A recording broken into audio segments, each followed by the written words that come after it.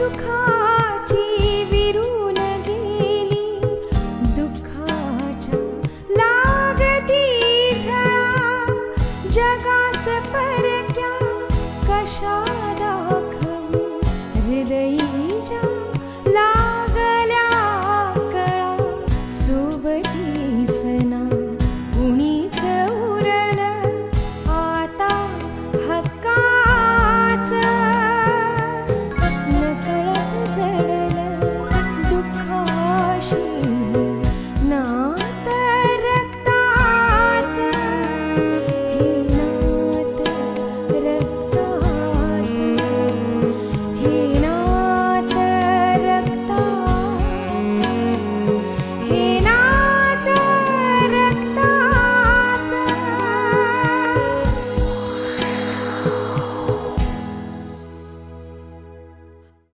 बाबा आई बरी आहे ना? हो अगं आज तिचं जरा बीपी वाढलं होतं पण आता नॉर्मल आहे.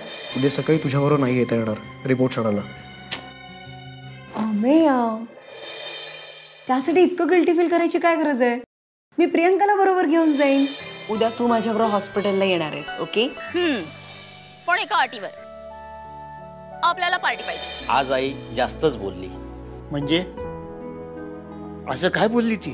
सुधा मला विचारत होती तुमची आई सावत्र आहे का? काय?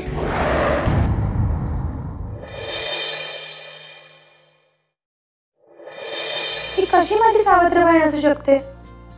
ताईला तरी माहित असेल का की खरं काय ते? तिलाच विचारूयात.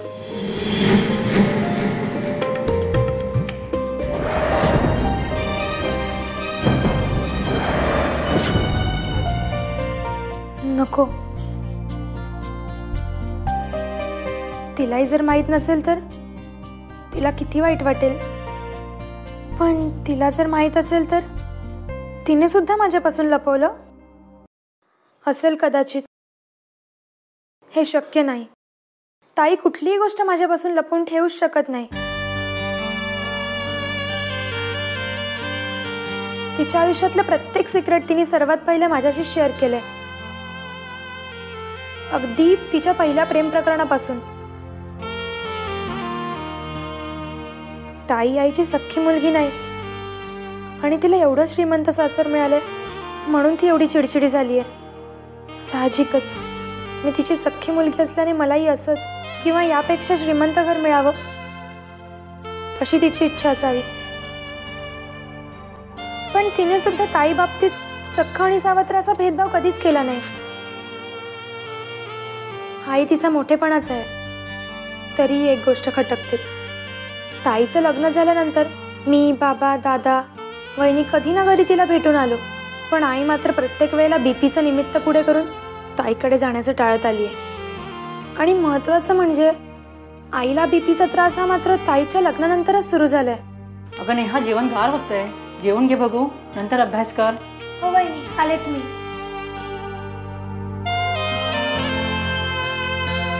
ही माझी वहिनी. तिला हे सगळं माहित होतं असं ती म्हणाले. पण हिनं सुद्धा कधीही दाखवलं नाही की मी तिची सावत्र नणद आहे म्हणून. खरंच ताईच्या लग्नानंतर ताईची कमी मला हिनं कधीच जाणव दिली नाही. अगदी ताईसारखंच माझं सगळं करते. डोकं फुटून जाईल आता माझा विचार करून करून. चला जाऊया आता जेवायला, नाहीतर आई ओरडेल.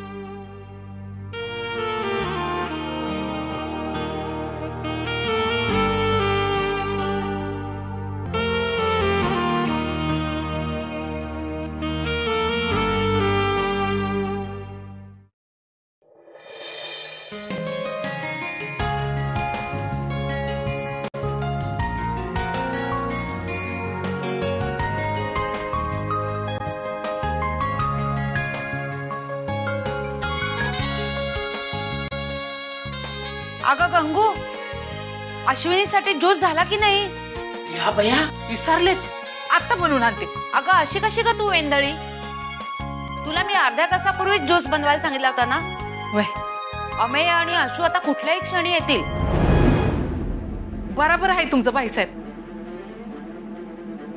चुकलंच बघा माझं. अगं आशू बिचारी सगळ्या टेस्ट करून एवढी दमली असेल, तिला फ्रेश व्हायला ज्यूस नको का तयार? वय हे बघा, मी तुम्हाला दोघींना काय सांगते ना ते नीट ऐका.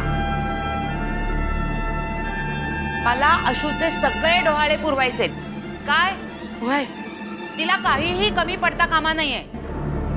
मला तिच्या सगळ्या इच्छा पूर्ण करायच्या आहेत. मला माझा नातू धष्टपुष्ट हवाय. वैशाली, तू आशूसाठी ज्यूस बनवायला घे. हो. आणि गंगू, तू चल का माझ्या बरोबर, आशूची खोली साफ करूया.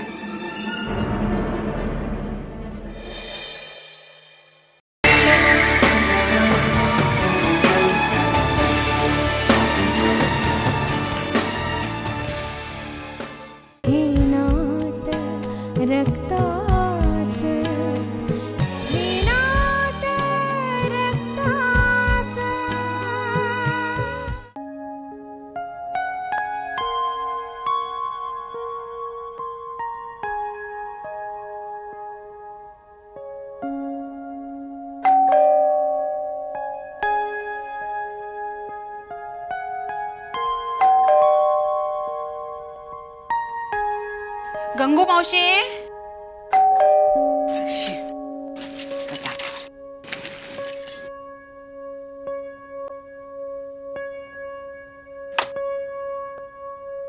अरे वा, आज चक्क तुम्ही दरवाजा उघडलात. गंगू मावशी नाही आहेत का? आहेत ना, पण त्या आशूच्या सेवेत आहेत. ओ, ये बस.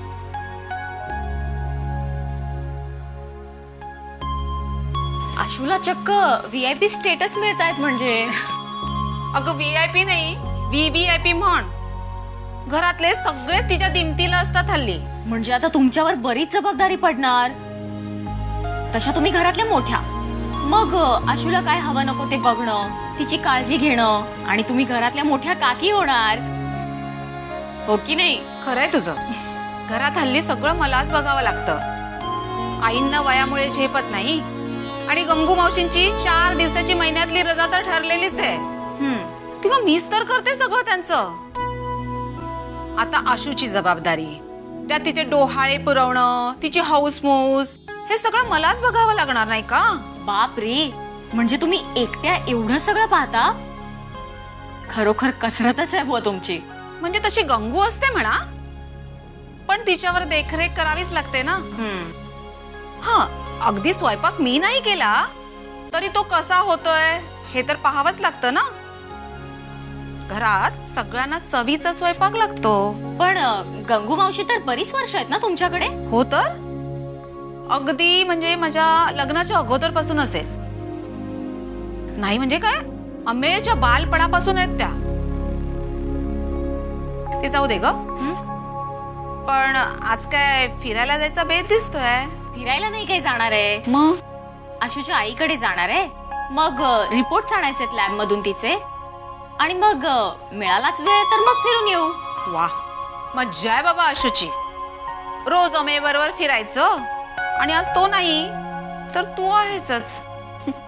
तुम्ही पण चला ना. नको का? कशाला उगाच 3 तिगाडा आणि काम बिगाडा. 3 तिगाडा कसं काय? आम्ही पण तिघच नाही का? हा तिसरा कोण ग? अहो, आशूचं बाळ नाही का आमच्या बरोबर? हे तिसरं. तुम्ही पण चला ना, नाही तर आम्ही पण 3 तिगाडा काम बिगाडा होऊ. नाही नको, तुम्हीच जाऊन या. काय ना, आज शिवाय गाडीही नाहीये. मला लहानपणापासून गाडीशिवाय फिरायची सवयच नाहीये. माझ्या माहेरी 4 गाड्या आहेत. एवढंच ना? मग अतुल दादांना सांगायचं ना आणखीन काही गाड्या घ्या म्हणून. त्यात काय कठीण आहे? किती वेळा सांगितलं, पण माझं कोण ऐकणार? म्हणतात काय, घरात माणसं 5 आणि गाड्या 4 काय करायच्या आहेत? पडून पडून गाड्या खराब होतात म्हणे. ते जाऊ दे, तू बस. मी आशूला बोलावून आणते. हो.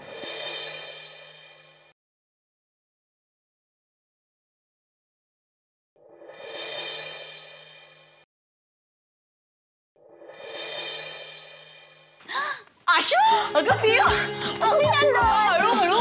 किती किती जोरात मिठी मारतेस? सॉरी आई, पण आशूला दिवस गेले तसं कळलं आणि मला कंट्रोलच होईना. एनिवे, अभिनंदन. थँक्यू. आणि आई, तुम्हालाही अभिनंदन. तुम्ही आजी होणार ना? Thank you thank you. आईला माझं कोणी अभिनंदन करतच नाहीये. आता तुझं कशाला अभिनंदन करायचं? समजले नाही मी मावशी नाही का होणार?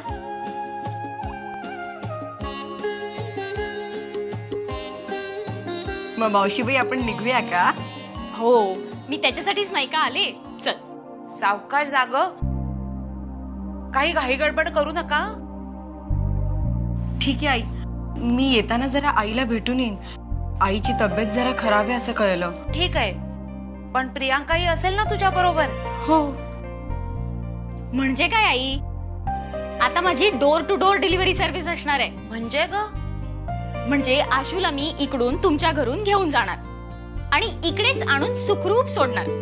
म्हणजे झाली की नाही door to door delivery service?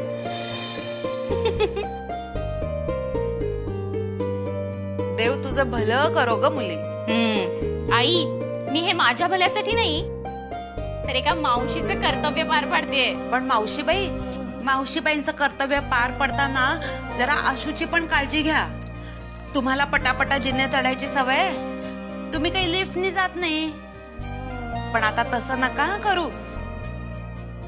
आणि हे बघ अश्विनी, रिक्षानी नका जाऊ.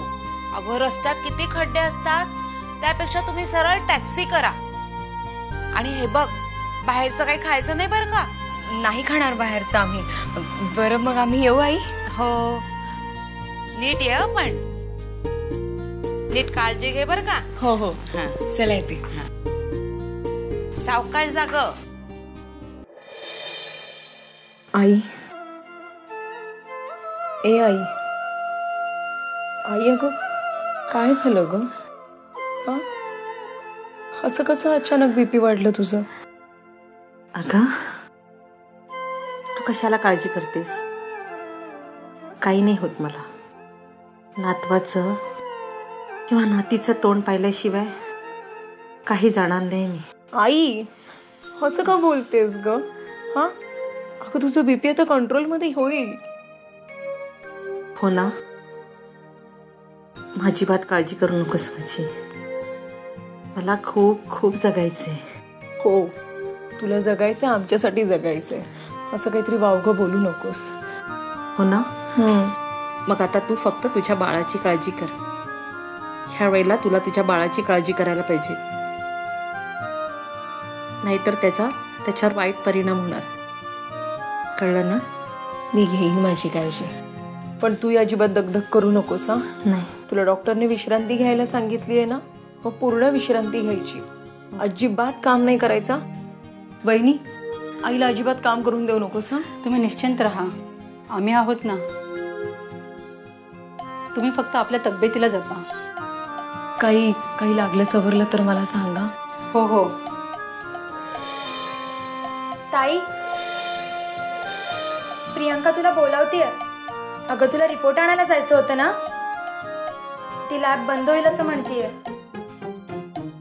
हो अगं नेहा, तिला काहीतरी खायला दे ना. ह्या गडबडीत राहूनच गेला. आशुताई, तुम्ही काहीतरी घ्या ना. अगं मी परकी आहे का? मी याच घरची आहे. पुन्हा येईन आणि तेव्हा पोटभर खाईन. आता खूप घाईत आहे ग. अगं निदान तिला कुंकू तरी लाव. आशुताई, तुम्हाला कुंकू लावते या. हो आई, अगं काळजी घ्या. हो, आणि विश्रांती घ्यायची. हो, घराच्या कामाचं टेन्शन नाही. नाही आम्ही आहोत या. ए आईचं हो, आईकडे लक्ष दे. हा आई येते. हो.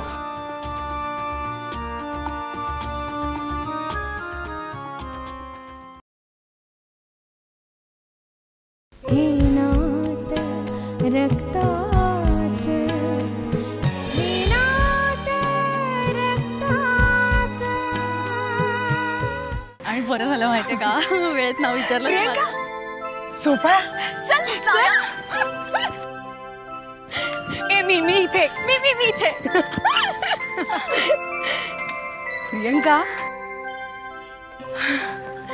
किती दिवसाने आलो ना इथे. अगं दिवसांनी काय वर्षांनी आलो. केवढी वर्ष झाली आपण लहानपणी बघ ना. एकदा हात पकडून झोका घेऊया. बघ ना. चल चल. बघा पडू आता कदाचित. नाही नाही सांभाळून. काय आठवणी होत्या ग बालपणीच्या. आणि तुम्हाला एकदा पाडलं होतंस. तू किती ओरडली होतीस त्याच्यानंतर मला. बोलत नव्हतीस 2 दिवस. म्हणजे काय. रिपोर्टचं काय झालं बघू ना. अरे हो 1 मिनिट. रिपोर्ट विसरूनच गेलो ग झोपाया पहिला. आणि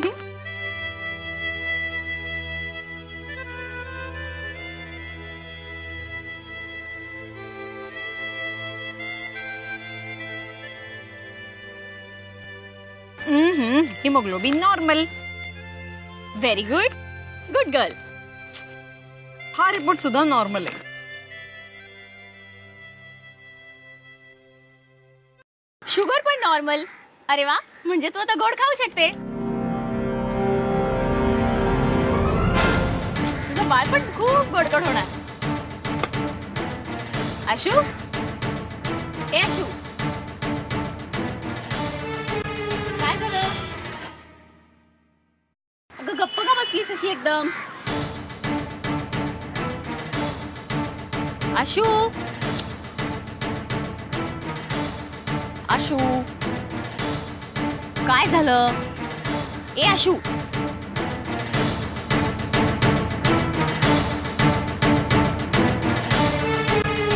हो नो. अगं पण हे हे कसं काय होऊ शकतं. हा हे बघ आशू. हे बघ तू धीर सोडू नकोस.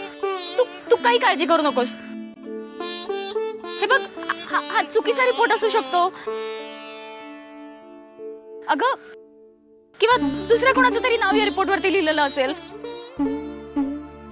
हे बघ आपण डॉक्टरांना विचारूया ना.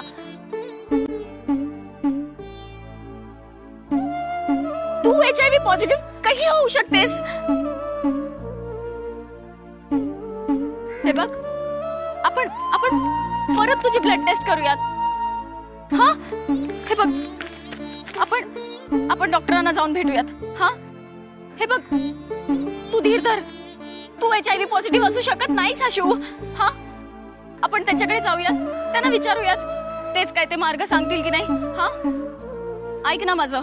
हे बघ तुझी परत एकदा ब्लड टेस्ट करूयात ना आपण. हा चल चल उठ बघू.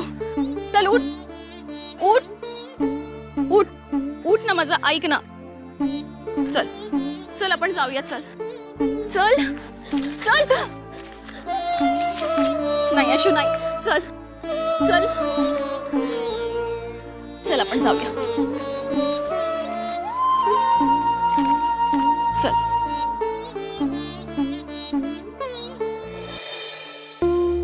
ओके बसा बसा बसा.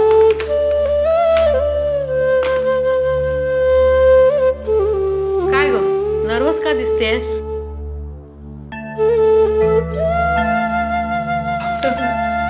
असे रिपोर्ट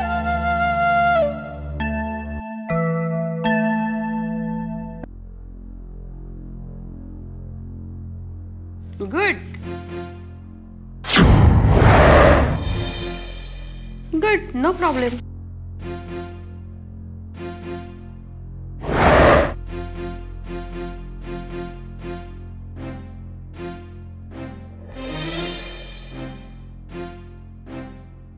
तू HIV आहेस.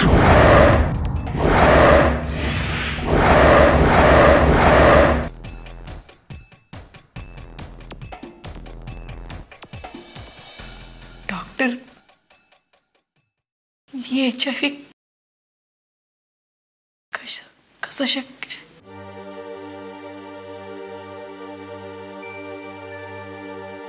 अगं हे रिपोर्ट सांगतायत की तू HIV आहेस.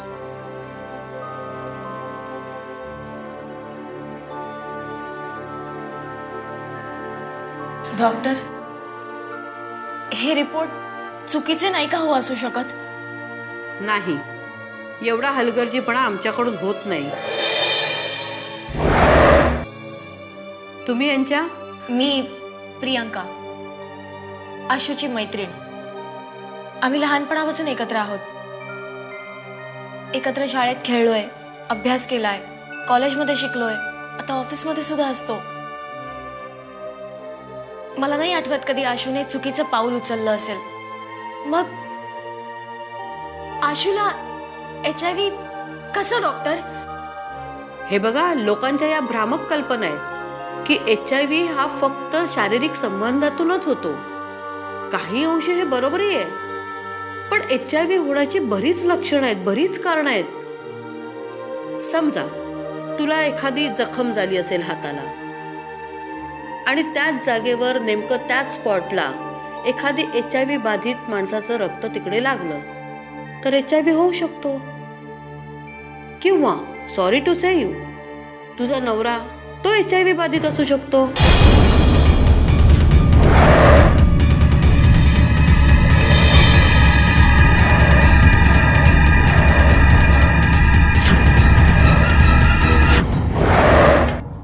नाही डॉक्टर, माझ्या नवऱ्यावर माझा पूर्ण विश्वास आहे. तो असं काही नाही करणार. माझ्यावर खूप प्रेम करतो तो. डॉक्टर म्हणजे माझ्या होणाऱ्या बाळाला सुद्धा HIV पॉझिटिव्ह असणार आहे.